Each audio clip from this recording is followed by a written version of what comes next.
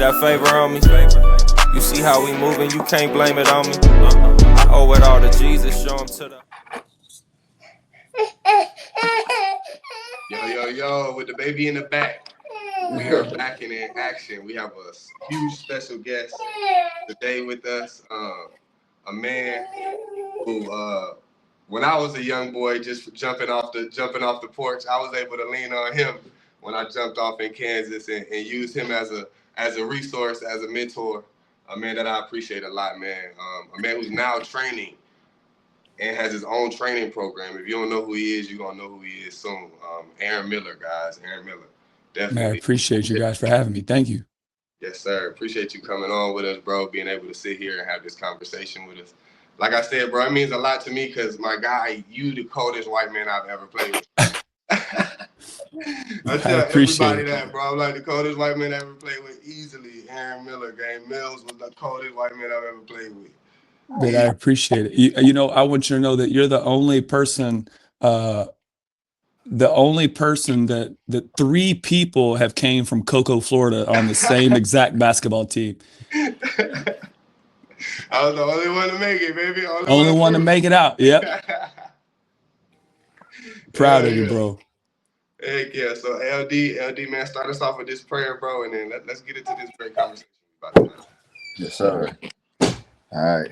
Dear God, thank you for this time today, again, with the brothers, God. And I just ask that during this time, we're able to allow Miller to tell a story that's impactful, and to also, you know, allow him to be a blessing to those who need the encouragement or who need the insight, God. And I just ask that this platform also gives him a safe space to lean on us for whatever support he may need.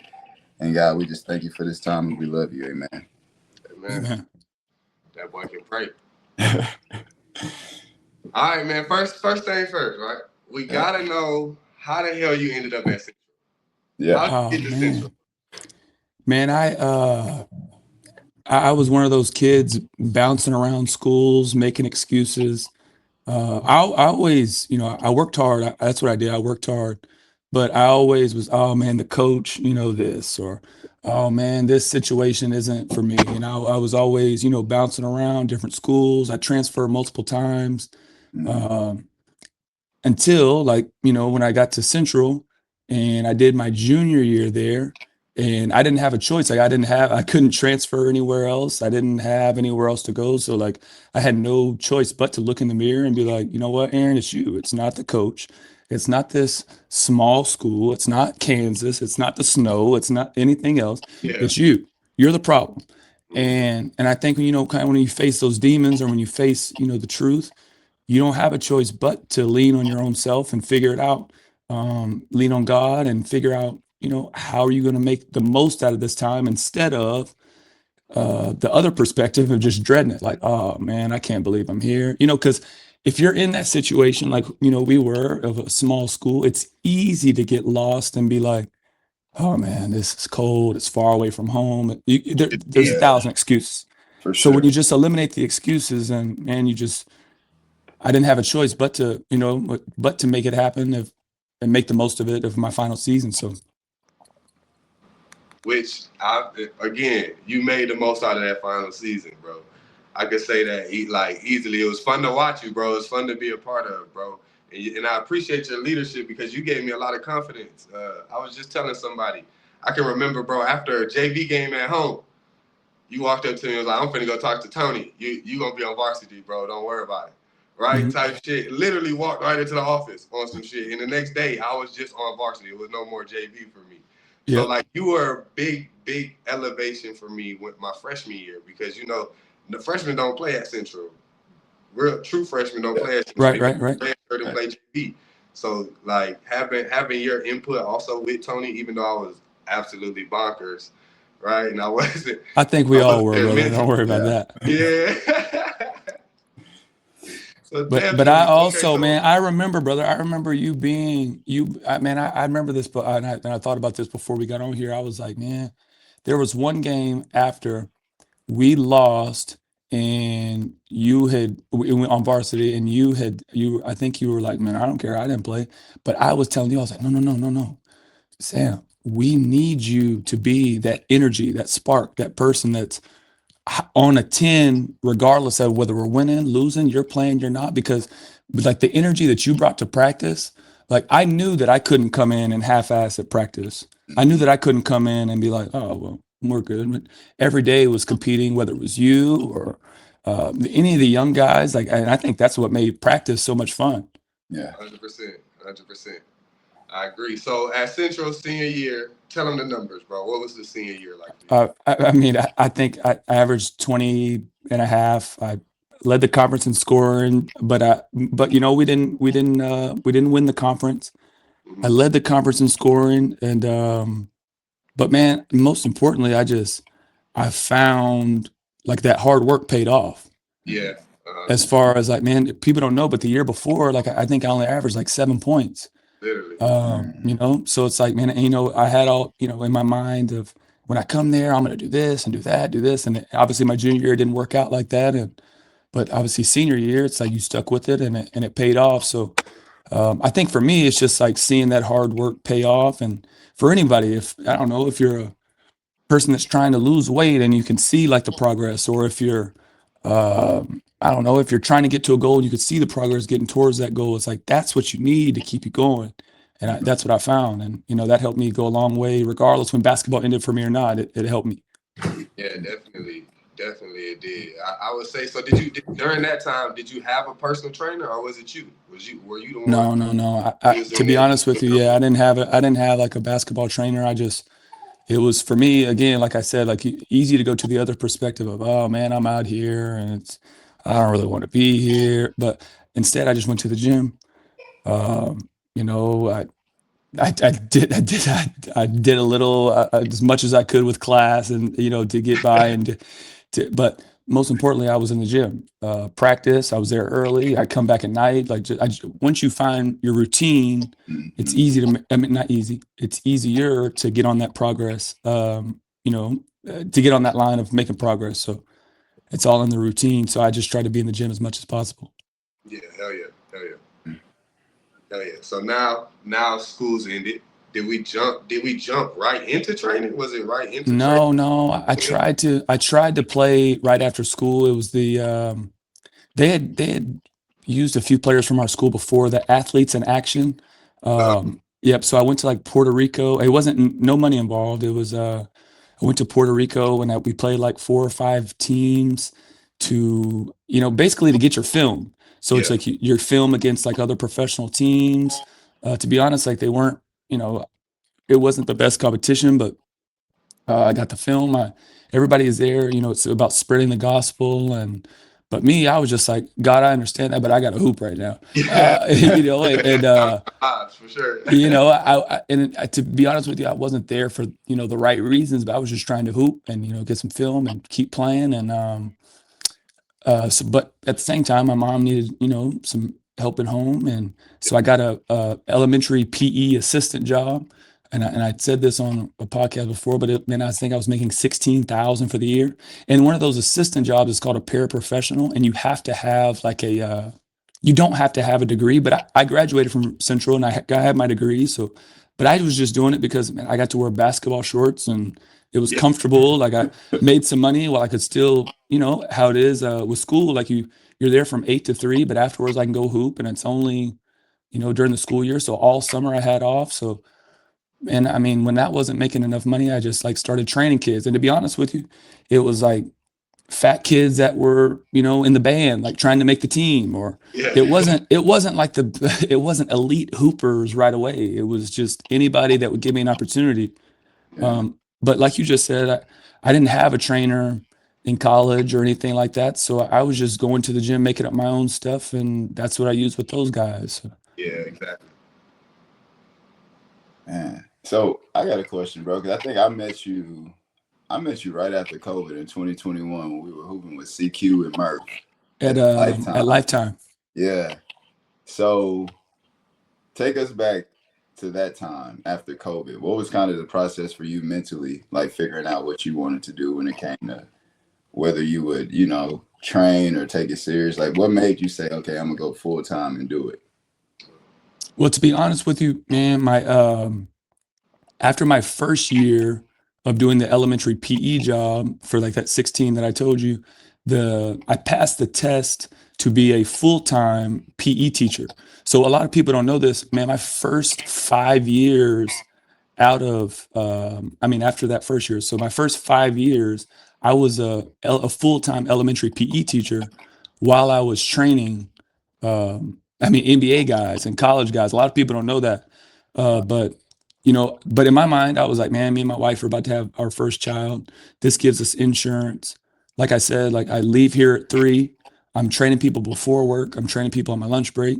I'm training people after school, and school ends in June, so I have the whole summer just like a regular trainer. But like I'm saying, those guys that are NBA and pros, they're home just for 3 or 4 months before they go back to the season. So my schedule worked out perfectly. So in my mind, I was like, I know that I want to do training full time, but elementary PE gave me a nest egg. Well, I mean, the professional, obviously it's a little bit more money once you pass the test and you're a professional PE teacher, but it gave me a nest egg to like, okay, build this up. And then once I feel like it's built up and we keep, building the training side of it, I can jump off the porch and do this full time.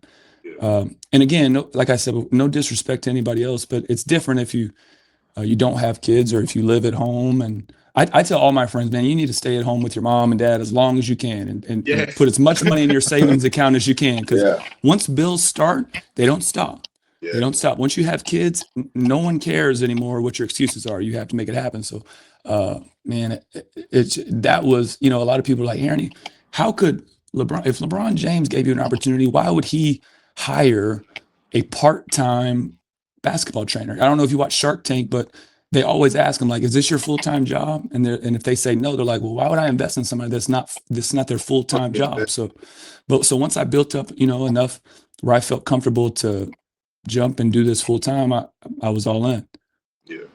Was that like after COVID or during COVID? Man, so it was a year after COVID, but the COVID is the reason that gave me that big start because all of the gyms were closed down. Yeah. But remember, schools were closed down too. So at that point, it's like, okay, well, I'm not getting paid from school and I'm not getting paid from training if all the gyms are closed. Okay, fine. So I was going outside. We were 6 hours, 7 hours straight in Texas, outside parks. If we could sneak into a gym, if we could anything just to get it, because we had nothing else coming in. Yeah. But for me, it was like, man, that was a time right there when so many kids were at home, and I could just line them up and do all of them every day. So it was a big like starting point for me. Mm-hmm. That's super cool. So COVID actually gave you a jump, like a trampoline type. Oh man, it gave me a head start. It gave me a head start on on everything else, just because I'm sorry. So if you're school teaching, the money was still coming in, but we weren't required to do anything during the day because so I was making double at that time, and so I was like, man, it gave me a big head start. It was helpful. Mm-hmm. When did the NBA and D1 players start trickling in? Like, did you get connected with somebody, or did you just start out? Or so I had this idea in my mind. I was like, man, I gotta find who the best player in the district is, high school wise. And there was this kid, Jerian Spells, to this day, I still love him. And I told him like, man, I'll work you out for free. He was like the 2-time district MVP. But I knew once I worked him out, I took a picture. I was just doing Facebook at the time. Every time I worked him out, every single day. If you looked on my little elite basketball training Facebook, all you saw was him. But I knew that he was the MVP, like in the area, so that all of the other kids, the kids that were looking for a trainer, the freshman B team kids, or the kids that are trying to get to his level, they were coming. But when I saw it worked, I took that same model and I did it with the college and the NBA guys. So like Sheldon Mack, who was his name was Sheldon McClellan. He went to Miami in Texas. And I was from the Wizards. He was the first NBA player to give me an opportunity. And I told him like, man, I'll train you for free. All I want to do is just take a picture. But marketing, like showing that I was working with him, other college players, Division I players, other NBA guys started giving me a chance because they saw his progression. And I'll be honest with you, at times it was like, does he think I'm a good trainer, or is he doing this just for, because it's free and he knows he'd have to pay somebody else? But in my mind, I was like, you can't get caught up in that. You got to look at the long term of, all right, people see you're working him out. Now, when the college players come in the high school, you can charge them. If you're working out that district MVP in high school, if you're working him out for free, when the freshman kids and the kids under him come, you can charge them. And that's how you make the money. But, so it was just basically a domino effect. And then once people started seeing progress, once, the kind of the schedule started getting a little more busy, then you can start charging people. Yeah, 100%. That's super cool. So marketing was the way that you was able to get in where you fit in and ease your way in. That's super cool, bro. That's cool because I didn't know that. That's dope as hell. Yeah, but it's it's like it's cool. It's cool. Like the first time, think about it, right? I have assistants that I yell at all the time. Like they see a Rockets player and they come in and and I tell them, I'm like, listen, you're excited right now, but in 3 months on workout 94, you're not going to be as excited. That excitement's going to wear off, but you still got to have that same energy on a 10 every time you come in here, or I'm not going to ask you to come back. And that was my mentality going into it of like, oh man, I can't come in here and think, oh man, these people, do they care about me? Do they not? Do they have my best interest or not? I'm not getting money. Like, man, I should go ahead and cancel. But if you come in with that mentality, these players, man, they can smell it miles away. Yeah. So you gotta come in with a plan. You gotta be ready, just like they are paying you, to provide value. That was the most important thing: providing value all the time. Yeah, hell yeah, definitely. Huge value. So, question 2 though. Shout out that it's crazy as hell. How did the T-Mac Connect come together? Yes, that's my goat, really. Like that's my guy. Is it? Yeah. Super crazy that man. You got that connect. Man, I can't lie to you. A kid named Donovan Williams who went to Texas and then he transferred to UNLV. Tracy used to be an agent, and I guess he was representing Donovan Williams. I guess when Tracy's agency didn't, when he decided to go a different direction, he still knew the player. But so Donovan used to come to my pro runs during the summer. And when we posted a video of him, both of us were tagged in it. And Tracy direct messaged me and was like, man, see your work. Would love to have a meeting with you. Oh, wow. And I was like, oh, okay, fine. Sounds good. And I'm showing my wife and she's like, Aaron, this is Tracy McGrady. Like, are you not excited? I'm like, I just don't know. Like, I don't know what it's about. I don't know. And I'm an overthinker. So my mind is wondering. You don't want to get too high either though. Right? Yeah. You don't want to get too high. You don't want to get too low. So, and I have never said this on a pod, so I'll tell you guys. So I went to work him. I went to his home. He has a gym at his home, and I'm watching him work out his AAU team. And I'm sitting down, and he was like, "What are you doing?" And I was like, "You say you want me to come meet you and meet with you?" And he was like, "Yep, get up, let's work." And then so I worked his AAU team. Come out. And he was like, "Man, that was really good. Come back tomorrow." I was like, "Okay." I came back, worked his AAU team out the next day. He's like, "I want you to come back tomorrow." I said, "Okay." I worked his son out, and he has 2 boys, 2 girls. So I worked his youngest son out, and then the next day, and then I worked both of his sons out. And then he was looking at me, and afterwards, and we spoke, and he was like, and he's just like me. He's observant. After the first few workouts, he didn't really say much. He was like, "Thank you, I appreciate it." And then he'll text me later and say, "Come the next day." But after that 4th workout, he was like, "Man, I'm looking at your profile. Like, how do you have all these NBA guys? Like, how do you do it? Like, where do you work them out at?" And I was like, man, to be honest, I don't have a home base. I use U of H, but I mean, if they're practicing, I'll just wait in the parking lot or go to Rice, or I'm bouncing around. So me, like I said, at this time, last year I had 2 kids. Now I have 3, but I mean, this was the most important for me is if I have 8 workouts a day, what it usually is in the summer, 8 workouts will take me 12 hours because I'll go do 3 at U of H, go wait in the car. Then I'll wait for another gym to open up, a warehouse gym, and then come back. And then, so 8 workouts will take 12 hours. But he was like, man, why don't you just train here? Why don't you just train here at my house?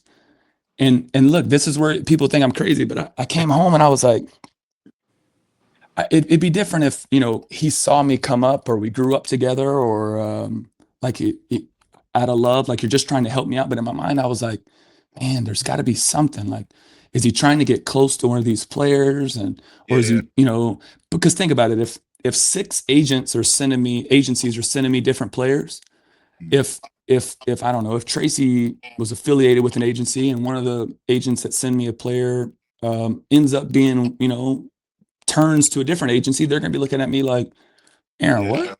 So I'm just super, and again, this is my baby. This is my goal, my job that I've built up from nothing. So like I can't, and I'm like, man, if he's trying to partner, if it's Aaron Miller and Tracy McGrady, I mean, his name is 14 million times bigger than mine, so it's automatically his. But I've done all the hard work to get it here.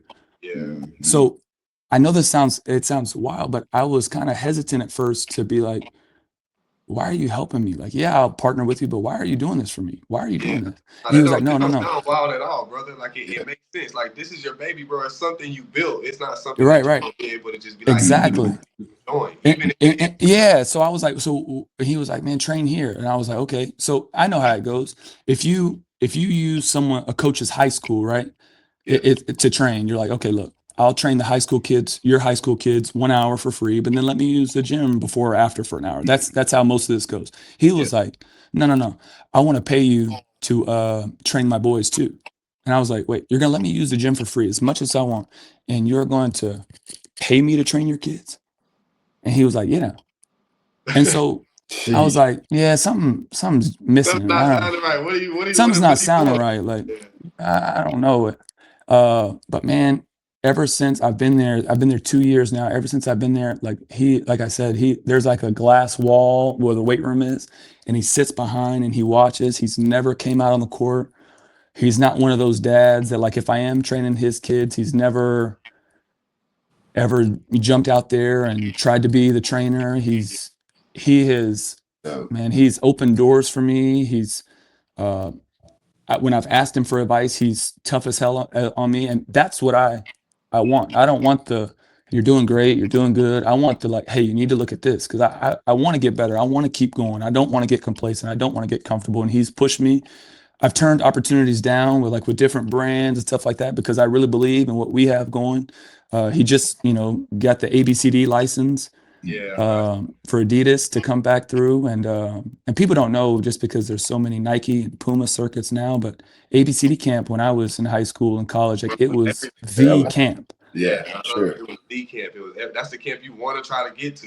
That was the camp that you strive to get to, so, and I'm just looking forward to, continuing to build with him.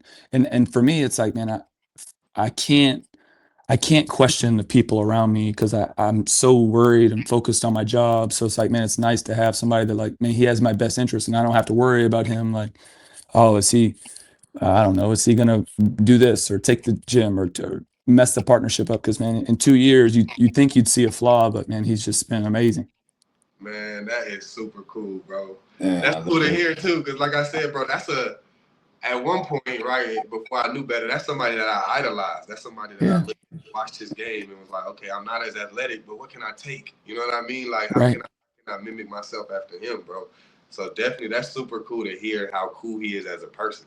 Right, but think about the lesson in that, though. It's like, man, you think like you're going, and you think nobody's watching. You think, oh man, like, when is it gonna pay off? Or, oh man, and this is year 10 for me training. I didn't have a home base for 8 years, and all of a sudden I just get a direct message out of nowhere from Tracy McGrady. You know what I'm saying? Like, that's nothing. It could change so fast, man. So it's like, man, you just always have to be doing your best and doing the right thing. Because I said this before, like, man, what I'm doing, anything in a service business, whether it's weights, whether it's a podcast, whether it's basketball training, this is like an Airbnb. Think about a rich white lady. They're looking at the reviews. One bad review, it's over. You're late, you mess somebody out of money, you're unprofessional, it's over. Because at the level that I'm at, like, everybody, at the level that you guys are at, everybody's good at their job. Everybody is. It's just the small things that make the difference. 100%. 100%. Heck yeah. Says, think about a rich white lady. You gotta think about a rich white lady. She's gonna read the reviews. Yes, she is. She's gonna click all them reviews. All of them. One bad review, it's over. 100%, bro. Dang, so now we got a home base. So really, bro, right? That's really like the biggest blessing. I just putting in work, believing that your work is gonna be seen, Mm-hmm. and like having faith in what you're doing. So the another big question we like to ask, like in all of this, is faith a big part for you? Like how and if it is, how do we show it? Or you know what I mean? Like, and if it's not, that's cool too. We just No, it is. But I do, and I think for me in the space that I'm at, it's just, it is me and God just had these constant conversations of me apologizing, man, because just being honest with you. yeah, Um, no, and me I, too. and, and I talk and I talk to God In like my I'm relationship. talking to you guys. Yeah, for sure. That's where I'm at in my relationship, bro. I just be sorry, like, bro. I don't deserve a lot of this stuff, bro. That I'm Same getting, here. like, Yeah. so definitely, I understand where you're coming from. Yeah. But for me, it's like, man, and again, I said this before we started live with Sam, but I just am in a place where, like, I never, ever, ever, and this is what I started with. I just never want to ever get too comfortable. And so, when I work hard and, continue to work hard, and blessings do come, and it's almost like, if you said you wanted to put $5,000 in your account, right? And as soon as you get you see the 5,000 in your account, and you're like, okay, cool. Now what's next? For me, it's that line of like, God, I want you to know I'm grateful. We worked really hard for this 5,000. I appreciate it. But I've seen people get in that position. Let's just go back to training. I'm saying, so like you make money, you're doing well, and I've seen people get comfortable, and they, okay, cool, thank you, God, appreciate it, and then they don't continue to progress. I'm in that weird spot always where I'm like, man, we just had Anthony Edwards walk in the gym. Thank you, God, thank you. All right, what's next? Yeah, Yeah. And instead of being like, I don't know, I just think I need a better balance of being thankful for everything that's happened, but at the same time, I just want to continue to shoot and see how far I can push it, just because. And I think that when you do get on that platform, or whenever you do, as soon as you get on the platform, that window starts to close. And not because I did anything wrong, but like just the evolution. The next big trainer's coming. The next, like yeah, Amazon, Google, anything. The next big thing's coming. And I just think, I want to make the most of this time for myself, my family, my kids. And whenever that window shuts, doesn't mean training's over. It's just, all right, now we got to go to camps, and we got to, everything that I've built from that time prior, we got to go off that, yeah. So I just always have my head down and make the most of it, and just see how far I can take it. That's super dope to hear too. And do you think like Central played a part in that faith journey for you, or how was that for you, like going to a Christian school? What I part did? think I think that Central played a part in the faith journey as far as me finding myself. I don't, no disrespect to them at all. I really appreciate Central and all the relationships, and Tony, but I think for me, like, it being like, hey, you have to go to chapel this many times. Like, this, if you were there, like, it's like, oh, It made it feel like a drag during that yeah, time. yeah, yeah. And it's like, I think when you're able to find that spiritual peace on your own, whether it's through, hey man, I'm in a tough spot. Like, I need you. Or if it's like, damn, you didn't have to do that for me. Thank you. Whether it's, on either side of that spectrum, when you find it yourself, it's more genuine as opposed to someone pushing it on you. And I think Central was a big part for me in, like, I'm not taking no for an answer, and finding God, and finding like myself, and Yeah. finding myself as a person, like, always, my motto for myself is always having the ball in my court. So my first time, and I never said this either, like, Patrick Beverly during COVID came to my pro run. And he messaged me, and Isaiah Cannon told me he was going to message me and, like, asking me if he could come play. And I said, yeah, you can come, of course. And he said, are y'all playing tomorrow? And I said, yes, sir. And I gave him the location. He came. For me, I was like, at this time I had like 6 or 7 NBA guys, but they were fringe guys. I'm grateful for those guys. But I just had to shoot my shot. So I asked Patrick Beverly, like, hey, I don't know if you have a trainer, but I would love the opportunity to train you for free, whatever. And he was like, no, I'm good. But can you get me the gym? And I was like, and so you have to, instead of being mad, you have to put the ball back in my court. And I said, okay, no problem. What time would you like the gym? And he said he wanted it for 6 o'clock. So I rented the gym downtown for him at 6 o'clock. And I took one of my NBA players and I worked him out at 5 o'clock. I had an NBA player come in at 5 o'clock. So when Patrick walked in, he would see me working out an NBA guy. At 6 o'clock, I had him on the half court and I worked another NBA guy out on the other half court. And then I had another NBA guy coming at 7 o'clock. So when he walked in, he saw me with the NBA guy. When he was working out at 6, he saw me on the other side of the NBA guy. And when he was leaving, he saw another NBA guy come in. Because in my mind, I was like, you could tell me no, but I'm going to show you that I'm not just opening the gym and doing pro runs for guys that I, could provide value. And so he followed me. And then probably after that bubble, because then they had the bubble where everything was closed off in Florida for the NBA playoffs and championship when the Lakers won. And then that off season is when he came and locked in, and we've been on the road ever since. I mean, on the road together ever since. So that was a big thing for me, always having the ball on my court, and that wouldn't happen without Central. Yeah, for sure, 100%. But that's dope too. To even like, that's another marketing tip, right? Like, nah, cool. You want me to open the gym for you? I got you. But I'm gonna show you that I train people like you. It ain't just one person. It ain't just Isaiah Cannon. Nah, this is what I do, bro. I'm with people like you all the time. I can hold you accountable and I can make you better. These people trust me too. Yeah. So that's definitely dope. Because like a lot of people wouldn't have thought of that. A lot of people would have said no, and a lot of people would have got in their feelings and lost that opportunity. No doubt. And he, like in my first time working him out, he was he asked to work out at 5 a.m. and I was like, okay, perfect. But remember, I had a full-time PE job at this time, and so I'm getting. And I really, it was a blessing in disguise that he said 5 a.m. because I was getting up before school opened, and I was meeting him at the gym. And he was like, man, I really enjoy your workouts, man. I don't know if you ever have time, but man, I'd love to watch film with you. Everybody else in the world would have said, oh, yeah, sure, man, just let me know. But me, I was like, yep, no problem. Tomorrow morning before workout, I'll have a full presentation ready for you. Yeah. So, and I just took and this is where me and him got along. It's like, I'm in there telling the truth. I'm like, no, you just run into the corner back and forth is not going to cut it. You need to initiate the offense, have some rhythm, have the ball in your hands, then go stand in the corner. Yeah. And just telling people the truth. And they found value in that because the 4 or 5 people around all these NBA guys that they trust, this is their job too. So they're telling them, yes, yes, yes, yes. But me, I come in there and it's like, he's never worked with me before, this little tiny white kid. And I'm telling him like, nope, that's not good enough. Nope, do it again. Nope, that's not good enough.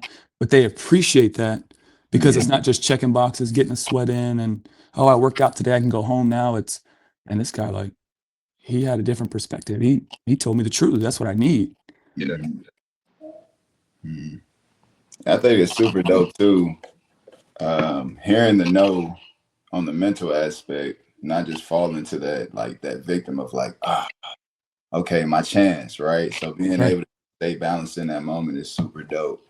And I have a team and there are a lot of youth. So a lot of the times I ask people, what one piece of advice would you give to like the high school now that's trying to pursue playing college basketball and knowing with the transfer portal super hard for high school athletes to get recruited? What would you tell them? I think, well, for me, to be honest with you, I wasn't in Houston. I think I averaged like 16 points a game my senior year. I didn't have a bunch of offers or anything like that, man. Even when I was transferring, I was going to the library, and they have ChatGPT now, but I was going to the library. I was getting on a Word document, and I was writing out, hey, my name is Aaron Miller, this and that, this is how many I average, here's my highlight tape. And I was sending it to every single school I could find, athletic directory, anything. So I took it upon myself like to get recruited if I wasn't getting it. But my advice as a basketball player, and I have NBA guys like this right now that are way better than the guys that are playing, but they are not willing to do the little things, like be a good teammate, be happy when the team is winning and the team is playing well, but you're not playing. Are you? And I think the biggest thing is earning the coach's trust, and that's in practice. It's being early. It's staying late. It's not making the selfish play, but making the right play all the time. Because the margin of difference between NBA guys, college guys, high school guys is so small. They're like, man, all those little things add up. Up. Mm-hmm. I'm so happy to hear you say little things, bro. Man, I reiterate that all day, bro. Like, there's no like, bro, you can only do so much things on a basketball court game. Yeah. Do you? I What don't is know. And I going to said be the this. difference in what you do? That little difference, it makes Yeah. If you remember, man, 2 years ago, Ime Udoka, he never played Jalen Green in the fourth quarters, but he was the Rockets' leading scorer. Yeah. But it's like, man, in the fourth quarter, like when it's money time, it's time to win. Like you have to be able to make the extra pass. You have to be able to dive on the floor to get that stop, to not forget to box out. All the little things. And it's like, man, I use this example all the time. Like Jose Alvarado on the New Orleans Pelicans, people love to play with him. He was third string point guard, jumping off the bench, cheering for guys. Yeah. People were and then when he got an opportunity, obviously people were happy to see him succeed because it was genuine love that he wanted everybody else to succeed. He wasn't pouting on the end of the bench that like he wasn't playing. Like, so it's just changing your perspective and doing those little things. Little things. Again, as I say this, those things have nothing to do with basketball, but they have everything to do with basketball. Being a good teammate, being early, having energy, even if you're not playing, Yeah. diving on the floor. Like it has nothing to do with basketball, man, but it has everything to do with basketball, and it can go a long way.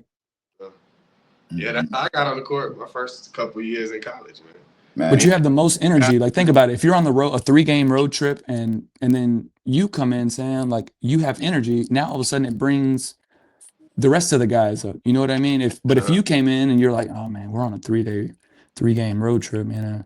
I'm tired too, and you don't have energy, then we're all done because none of us have energy, and you're our energy guy. Yeah, for You know, sure. so it's the little things. Yeah, heck yeah. Definitely. And that's super dope to hear too, because when I came in, it's 5 a.m. and I came in the year after you graduated, and I'm like, oh, why is this dude yelling at 5 a.m.? So much energy. But then I was able to appreciate it because I'm like, all right, now I'm able to let me wake up and get going. So that's super dope to hear that environment was created, you know. And I guess you could say almost like a brotherhood that Coach T was able to put together for everybody. Yeah. So where are you at now as far as, because your business, you know, and you have to scale it and you have to move a certain way with it. What would you say would be next for you within that line of business? I want you to know I get in this argument with people all the time. All the mentors, the business owners, the people that have businesses, they're like, Aaron, you know, you gotta to scale, man. You need to get 3 or 4 trainers under you. You need to just sit back and and let them do this and just run camps. Man, if I sat back and just ran camps, I could make a lot more money. But to me, it'd be like, man, I don't feel like that's where where my heart is, or I wouldn't be fully invested into it. And my wife and people like, Aaron, you're going to do 10, 11 workouts again this summer? Because I've been doing that for 10 years now. Yeah. So like, man, I'm 34 now. So they're like, man, your body won't be able to stand up. And they're right. But at the same time, it's just like Sam said, and I said, like, man, this is my baby. This is so to take my foot off of it and be like, you know what, fellas, I'm only going to do 3 workouts a day now. Yeah. It would be hard for me, like financially, sure, I could make the price more and make people group up and, do 3 people. But for me, it's like, man, people never leave because of the quality. And I think when business owners, they try to get quantity and to make the money, they are going to make money that summer. But the following summer, when players come back, because nobody really makes a change during the summer. If they're locked in with a guy, they're like, okay, yeah. But when they go back to their team or they go back to the country that they're playing in, they're going to be like, all right, so how was that? And then they're going to, like I said, that trainer, that weight guy, whatever, they're going to make the money that summer. But when those players come back the following year, no one's going to come to them. Yeah. Because they, like I said, they can smell that. Like trainers that are chasing the money, they'll throw everybody in a group. They'll only work 2 or 3 hours. Me, I'm willing to do the 10 hours. I don't care. One-on-one. I have my 2 rebounders in there with me to help sustain my legs. Yeah. But that was it. I just had to invest more money like in myself, as in me recovery, and pay people to help me rebound, help me contest, to make the workouts more competitive. But as far as what's next for me, it's just continuing to build those relationships. Like we have the ABCD camp coming, and those relationships with like the players that I have that are now going into broadcasting, the players that I have that are now taking coaching jobs, and just continuing to keep that genuine rapport and check in with guys and follow up. So That's super. Yeah, definitely. That's definitely a way to do business, but that's not a way to do all business. Right. And they are right. I'll make a lot more money doing it that way. But for me, it's like, no, that's one of those signs that you're getting comfortable. You're chasing money. You're not chasing the dream. Yeah, You know, Mm-hmm. that's when the bread stopped to come. When you that's start, when that's when the bread comes in a lot at one time that summer. But then after that, it's over. it's gonna, No one's coming. stop coming, it's gonna cause a drought for sure. Yeah. Yeah, cool to hear, bro. Yeah. Hey, what would you say? ABC camp, bro. What you gonna be the trainer for that or what? So How yep. you partner with that? Give me a little insight on that. What's the plan with that? For ABCD. Uh-huh.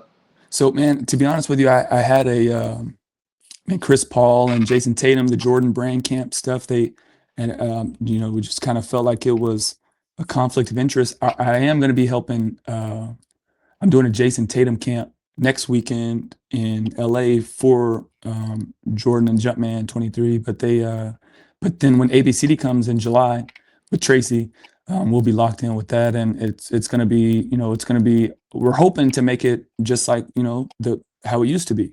Yeah. Obviously there is some obstacles and bridges now because of the shoe circuits. Like there's Nike, there's Puma, there's all kind of different AAU circuits that you're trying to push these guys towards an Adidas camp. Obviously when we were in school, the ABCD camp, if it didn't matter who you were with, or you were going to that. Yeah. But now we got to kind of jump some hurdles and figure it out, and logistics to make sure that everybody can get to it, because they have the live period, and so you just kind of got to be careful of how we're setting it up. But I'm excited for it. Yeah, heck yeah. Jason Tatum camp is crazy, bro. I on the 15th, not this weekend, but next weekend. Yeah, that's fire. That's what's up. And I think I was just about to ask that question too. Like, what does your schedule look like during the season once everybody's back? Yep. So the last 4 years, I've had like 2 or 3 contract players each year, and what that means is just guys I've worked with during the summer, and then we've signed a contract during the season, and I'll watch all their film. So it's like 3 entities. Like I go and see them during the season, like Keldon Johnson. I have Jabari here in Houston, and then Colin Sexton in Charlotte. If Colin Sexton with the Charlotte Hornets is playing against the Atlanta Hawks, he'll tell me he's guarding Trae Young, and then I'll send a scouting report, video to his phone of Trae Young, of like all his tendencies, of like where he's getting all of his shots from, what plays are they running that he's getting the most shots of, what spots on the floor should we run him off of, and then after the game, like another video, a post game recap of like, hey, we missed this box out. Hey, next time, instead of you just sitting in the corner, is there a way we can up screen, or is there a way we can insert ourselves into the action of what can we do next time we play this team? As opposed to, a weight guy or a trainer just saying like, we worked together all summer. All right, good summer. Good luck this season. See you next summer. Like just continuing to build with those guys during the season. So that's super cool. That's a way that I didn't even think of, like taking advantage of being a trainer, right? Because to be honest, bro, I watch your videos and I take a lot of your stuff. I think it's super. I think the way you train, bro, is how people should train, because you put in action that they actually situations. I think that's the most important thing as a trainer, is for us to try to replicate the action that you actually go through, so you get used to the motions. Yes. You know what I mean? And so now it's secondhand nature for you to come off of this screen, create the drop off, go field, and then get into your shot. Like I think that's very important. So I take a lot of your stuff. I've never thought of the aspect of breaking down film for the athlete and being able to show them where they can get better, how they can guard better. So that's super cool to hear that that's also how you create the training and relationship piece. Like I don't think that's.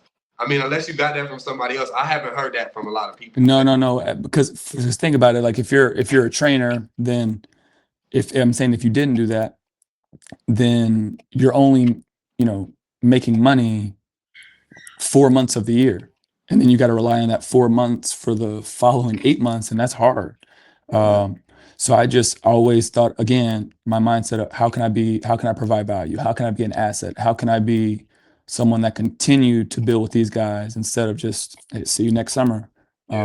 Because I think for me, it's like in any trainer, but especially like when you're getting these guys that are like Desmond Bain. I worked with him all summer, and again, I had 8 to 10 workouts in Houston, and then I would drive to Dallas 5 hours to work them out, and then work them out the next morning, and then come back and start my workouts here at 2 p.m. and then work to 8 p.m. And then 2 days later I go. So we'd work out 4 times a week. But people don't know, like, man, I was doing 8 hours and then driving up to work him out at the night and in the morning and then coming back. I'm saying people, so Desmond Bain's making 200 million Yeah. over 4 or 5 years. But I'm saying that to say this is a results-based business. I love that. Yeah. We needed somebody like him in the O. Yes, and he's amazing. But the thing is like, if Desmond Bain doesn't have a good season, yeah, they're blaming Desmond Bain, but in Desmond Bain mind, he's not looking at anybody else. He's like, all right, well, what do I need to do different next summer? You know what I mean? So I'm saying, to Sam's point of, man, I could work my ass off for somebody. It could just be me and them and genuine and all this. But man, if those results don't translate, it does not matter. This is business. This is how people feed their families. So for me, like I said, it was investing in myself, having multiple rebounders, like Sam said, like having layers, like let's get a skill down. All right. Let's put bodies in front of you to contest, to make it harder, because that's how it's going to be in the game. All right. Now let's add movement. All right. Now let's add like a live, setup, conceptual play where it's 2-on-2 or 1-on-2 or 2-on-1 to make sure that it translates. Because if it doesn't translate, it don't matter. You aren't getting the results. Yeah. And then you're going to hire somebody else and everybody's going to be looking at me like, well, how come you didn't get him better? How come you didn't get that player better? And so it's, for me, it was like, man, how can I make these workouts to where we're going to make sure that we get the results, or they're going to make sure that it translates as fast as possible. And so that's how I just have went into every summer and again, going into next summer, like, all right, what worked, what didn't, what could we add, what layers could we make to make it more effective, for the players to get more out of it, and just keep going. Heck yeah. So is that also like part of your elite training? Because I know now you have the training program. So yeah, I just have those online. Okay. So like, if somebody was a high school or junior high basketball player and they're like, man, what could I do at home? Or, man, I don't have 3 rebounders. What could I do by myself in the gym? Or, man, I don't have a basketball goal. What could I do in my garage? Basically, I'm just trying to eliminate the excuses and just give guys like a opportunity to have drills or have different challenges to do on their own, if they wanted to see extra progress. Because in my mind, it's like, all right, you're in junior high, you're in 8th grade, you guys are doing the exact same practice Monday, Tuesday, Wednesday, Thursday, Friday, but you're doing the same thing as your peers. So the only way for you to gain an advantage or gain an edge is if you do work on your own. And as you know, you guys have kids, like, people aren't outside like we were when we were kids. Like, you kind of have to make it not comfortable, but you have to make it easier for them to, or give them a reason to go out there. Yeah. So in my mind, like I said, I was just trying to figure out drills. I was trying to figure out ways to get them engaged, to gain a competitive advantage against their teammates, against a competition, against anyone, for people that wanted to better their game. Yeah. And that's dope. Definitely send us that link, and I'll share it with my youngins, because I think that's the disconnect with a lot of the kids that are coming up. They just don't go outside. So they think the only time I can work out or practice is when I'm at school. Right. And most of the times, those practices nowadays with those middle school coaches, at least in the Dallas area, like, it's a joke. Yeah. To be honest, they're leaving it up to the AAU coaches to develop the kids, but they focus more so on playing. Right. So the development piece in the DFW, from what I've seen, it's just been slower. Everybody's circus now, so I think it's definitely dope to see how you're attacking it, from an online angle to an in-person to a coaching to an accountability aspect. Because athletes need that. For sure.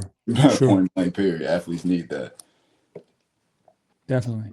No, I think that's dope, bro. Because I seen you started doing that too, and I'm like, yeah, there it is. That's another layer. That's another layer. Like, exactly. Hell yeah, there's another layer. Okay, like, that's dope. I'm like, hell yeah, whatever. That's cool. Like, it's cool to see the business aspect too. You know what I mean? Yeah. And for me, like I said, mentally, like, I just, maybe I'm a control freak or whatever, but I don't see myself like, all right, man, so-and-so NBA player called, you know what, man, I can't, let me send my assistant. Or, man, you know what, I don't feel like doing these 10 workouts today. Let me send you that's just not me. Yeah. So like with the online training, that's still me. So, like, it's, I just, like I said, I don't mind scaling as far as adding other layers and stuff like that. But it's very hard for me just to like back up and let other trainers come in and just say like, oh man, I don't want to do it. Let him do it. Or, it's just hard for me. Yeah, for sure. Which is cool, bro. Like it'll come to that point for you, but Yeah. right now that ain't the time. Like it's Yeah. still grinding for you. Like Yeah. you still love to And do that's the part that I love. So Yeah, you still love to do it, bro. There's no reason to step back from it yet. right. I think the way you're going about it is dope, bro. Like I appreciate it, fella. yeah, I think the way you're going about it is the right way. Again, man, follow your intuition, bro. God ain't gonna steal Yeah. from you. Nope. And you keep talking to him the way you talking to him, he gonna put the right people in front of you. The right I think so too, for sure. Mhm. Yeah. Yeah, bro. This is cool, bro. Like I be talking shit on you though, cause I had somebody out here, right? I had somebody Mhm. out here, and we got into a little argument. He didn't know I wasn't from here. He like, you ain't get good at hoops until this. I'm training this person. I'm like, bro, you ain't doing nothing, bro. I know a nigga who didn't got all NBA clients, bro. You ain't training too many. You out here in high school. I had to level head him. I'm like, you want me to call cuz? I called him. Right. No, I had to man, level and head. I'm see, like, I'm not from here, bro. You don't know me. I'm sorry. Like I rubbed you the wrong way and made you feel as if you had to prove yourself to me. But like what you're doing is cool. But I know people who do it at a higher scale, bro. right. It was So a just trainer know, that was like, talking to you like that? Bro, he got. So this is what happened, bro. Like we was in the championship game in his league. It's his league. He got his own gym. You know what I'm saying? Yada yada yada. And I was like, bro, I got fouled a lot. You know what I mean? Like, and it was like a little bit bad. It was bad. It was pretty bad. And we still only lost by like 1 or 2, but it happens a lot at this gym for our team specifically. Like, gang, like, and he was just talking to somebody, and I'm like, bro, that was bad as hell, huh? And that just stirred him. Like that got him. That got him set up. him off. You know what I'm saying? I'm like, these refs suck, gang. You need better ones. And that stirred him up. Like, this is my league. Da-da-da-da-da. I'm like, look, bro, you got it, gang. I'm not trying to prove myself to you. Then he tried to talk to me. I'm like, nah, it's cool. You can keep your same perception about me. Yeah. I don't care. Like, Right.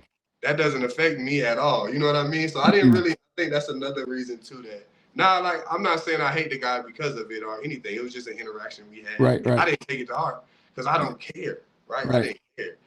And I didn't try to prove anything to him like he was trying to prove to me. So I feel like I made my point. Like I don't care what you're doing, gang. Like that doesn't affect me either way. Like you don't know me. I still hoop a little. You can't guard me. I'm cool. Like I can go home, be with my kid. I really work every day. I can go be with my kids. I'm cool, bro. Like so yeah. I just know I talk shit on you, bro. Like, no, I appreciate it. Thank you. It makes me feel good because I want you to know I got and a white kid beat me in one-on-one the other day, and I just literally I was like, man, you know what? I gotta start back hooping again, or I gotta start back at least playing in the men's league at Lifetime again because I just feel really. If it was one of you guys that beat me, but this white kid with red hair beat me, and I was like, man, I called my wife and I was like, man, I gotta get my shit together. Losing it. I haven't hooped in like 2 years. And man, at Lifetime, and I used to look forward to every Monday night, just getting my competitive itch out. And then I found myself yelling at plumbers and electricians. And then, man, and then like we'd have 4 people show up and the refs would say, oh, you can play the first 10 minutes with 4 people. But then, and I was taking it so serious. And I was like, man, I need to give this a break. And then, so the last 2 years I hadn't played, but man, getting beat by somebody, I gotta get back into it. I gotta get back going again. A white kid at that, Mills. With red hair. It's that insane. Ain't you. You used to always say it's disrespectful they put a white boy on me. Oh man, I was like, oh.